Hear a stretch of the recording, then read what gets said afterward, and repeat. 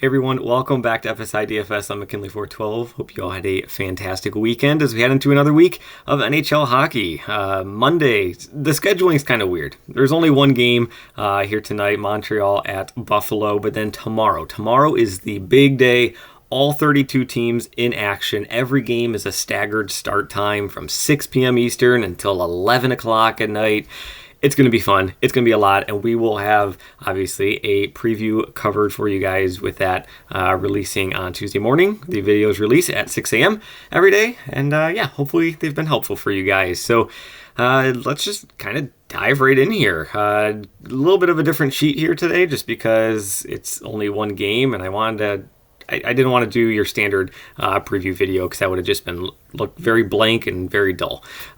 So green is guys who skate on the top power play unit. Orange is going to be guys who skate on the second power play unit. Buffalo is a pretty heavy favorite here going into the game. Buffalo's kind of had a roller coaster of a season, and it's been a little bit more on the downside. I feel like their offense has not lived up to expectations by any means.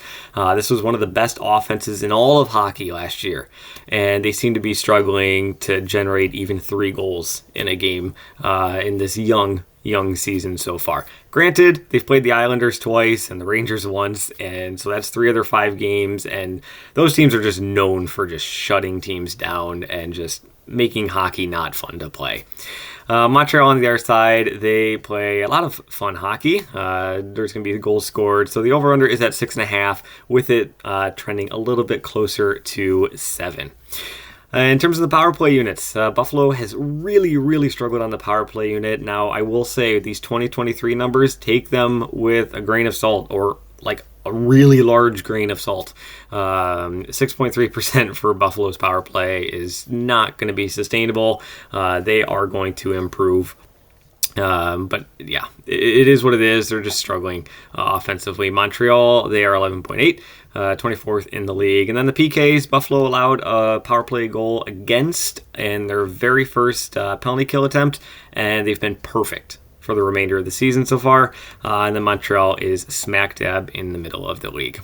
So some things I do want to pay attention to are injuries with Guhle and with Benson. Caden Guhle, if he is going to be in, it's probably going to be a guy like Barron who gets pushed out of the lineup and Guhle swaps in there at right D. And then Benson, 3.6K. He would probably take Olofsson's spot. Prior to Benson's injury, Olofsson was the guy who was out because Jost took over his spot. There was a lot of take those 3 guys and just shuffle them around, But long story short, Olofsson's out. Benson would be in. But again, pay attention to lineups. 30 minutes. If you're new to hockey, 30 minutes before puck drop. So we have a 7 o'clock start here. 6:30. 30 minutes before is when line rushes will come out. Just go to Twitter, type in Sabres lines or something, and you'll find all these lineups. So so pay attention to lineups. And then this is a showdown. Obviously, it's not your normal classic slate. Scoring is exactly the same. The big question mark is, do you play a goalie? And that's kind of been the big question for NHL showdowns throughout the years. Now, there has been a little bit of a shift. It kind of always was like, play the winning goaltender, or play the goaltender who you believe is going to be win, or who you believe was going to win. There was a stat years ago, it was like 80% of optimal showdown builds had the winning goaltender in it. That's changed. Goal scoring, much like in the NFL, in the NHL, goal scoring has gone up dramatically. Over-unders of 6.5 were like the high mark a couple years back because all the over-unders were only at like 5.5. Now it's 6.5. We routinely see 7s as well in a lot of like the Toronto and the Edmonton games and Vancouver games, even some of these Buffalo games as well. We see higher over-unders just because the pace of play is just so much quicker, and the talent level is just through the roof. So the big question is, do you play goalies? You can see I have these little notes over here. So a goalie who gets 28 saves, allows 2 goals against, gets the win, that's 18.6 DK points. Or you could take the skater, if he gets 1 goal, 5 shots on net, does nothing else. That's it. He's going to outscore that goalie who had, honestly, a very decent game. If either of these goaltenders, I don't know who's going to be starting. I really don't. Alan Montembeault, it is a complete coin flip, in my opinion. Levi, he is fighting with a little bit of an injury. Comrie got his one start. Luukkonen has not played yet so far this season. So it really, I don't know who's going to be starting. Again, you can just go to Twitter, or you can go to great websites like dailyfaceoff.com or Left Wing Lock. They'll have all that information. They're not a sponsor, but they're just awesome. So I do want to give them a quick shout out. But if any of these goalies are able to keep the opposing team to 2 or fewer shots on net, or 2 or fewer goals against, I'd be pretty impressed because I think that the offenses are going to be taking hold of this game. So let's kind of dive into the lines here. Top line for Buffalo is going to be extremely popular. When you have such a massive favorite at home in a high over-under, a lot of people are going to be flocking to this top line. Now, there is no perfect power play correlation in terms of the top power play units. You can see here, Greenway, he skates on the top line, but he is not on that top power play unit. Buffalo shuffled up their lines as well last game out. They've only had one game where they played with this combination of lines. Typically, it was Skinner and Tuck up top, but they shuffled it all around.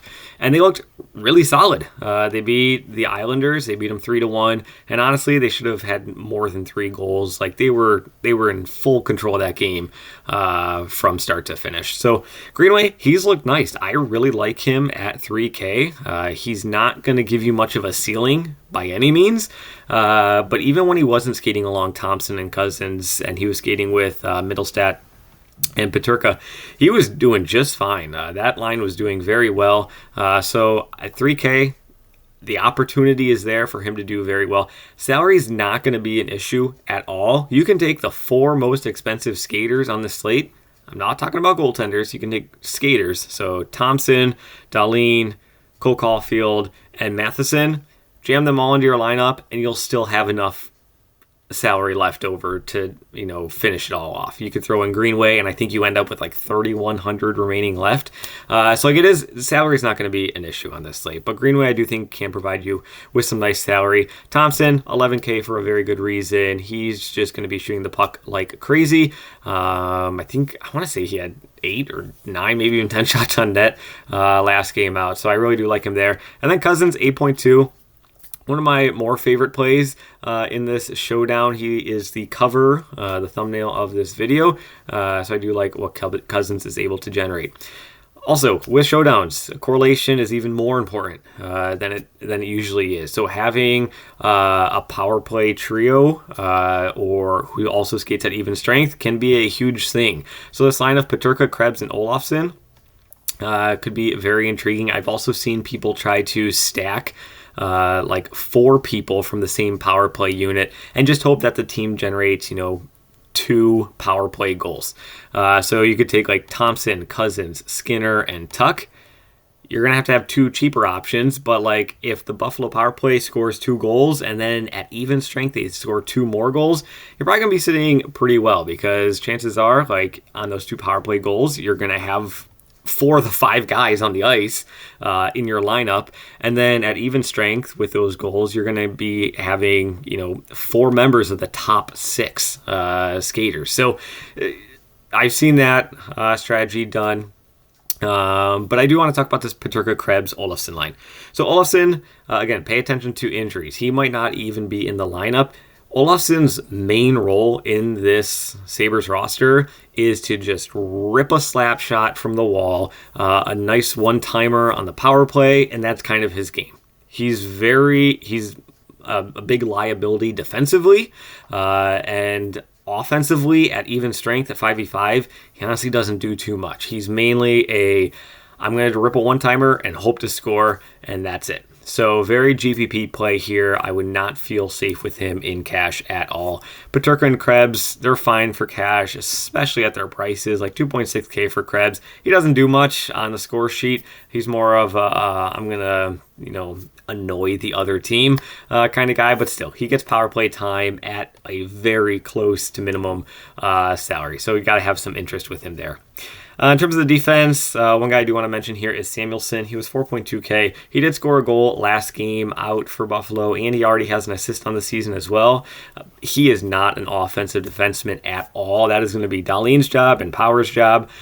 His job is mainly to be on the ice when Dahlin and Power are on the ice, so that Dahlin and Power can move up the ice, really drive play forward, and he can be sitting back on the defense just in case a turnover occurs. Somebody is back there. So while the game logs kind of look nice for Samuelsson, I don't think that he's a very safe play here tonight. Dahlin, love him. Power, absolutely.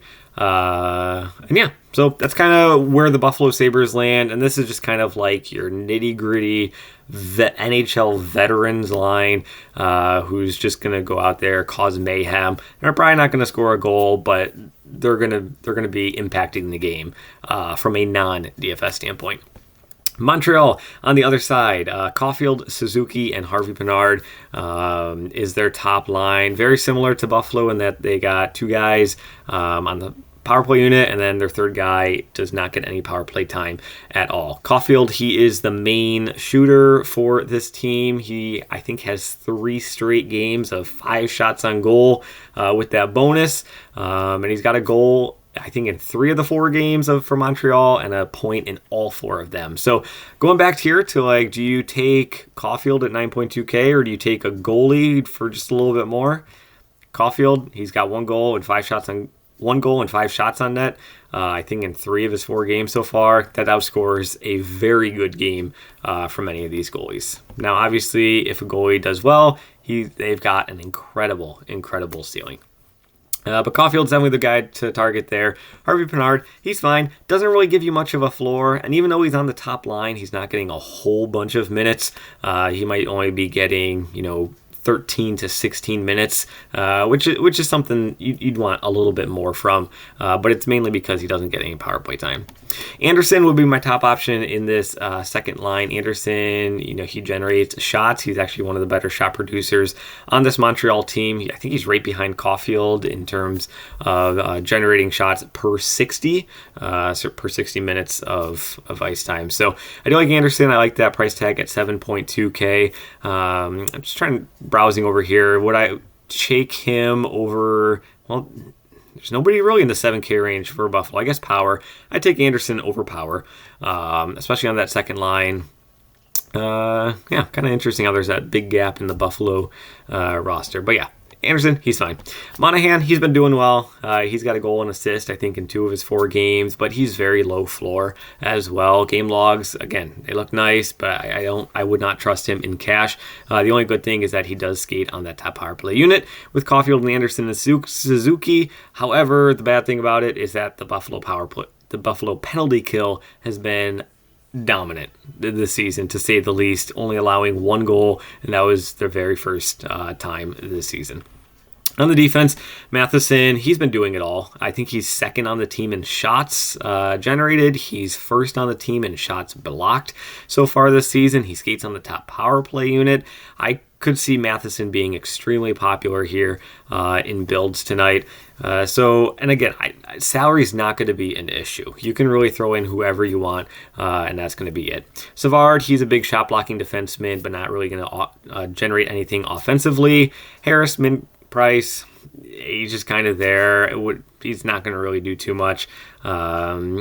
Defense is interesting in showdowns as well, just because oftentimes, like, those top defenders do have that shot block bonus ability, as well as, shots on net. They get the power play time. So guys like Matheson and Dahlin, wouldn't shock me if either of those guys do get the double bonus.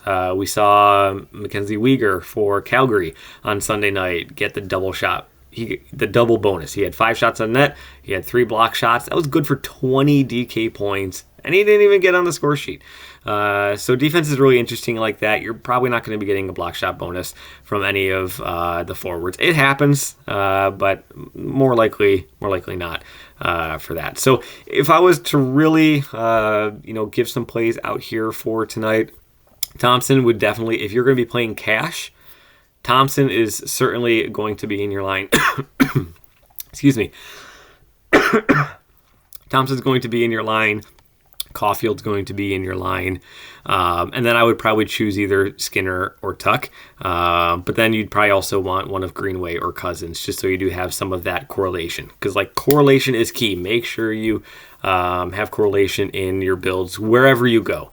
And then in terms for GPP, kind of like the second line for Toronto and GPP. I never like to, say that this is the way to go, just because you never know. But pick a game script. That is the major thing in showdowns. Pick a game script, however you think it goes. Do you think Montreal dominates this game and their goaltender stands on his head?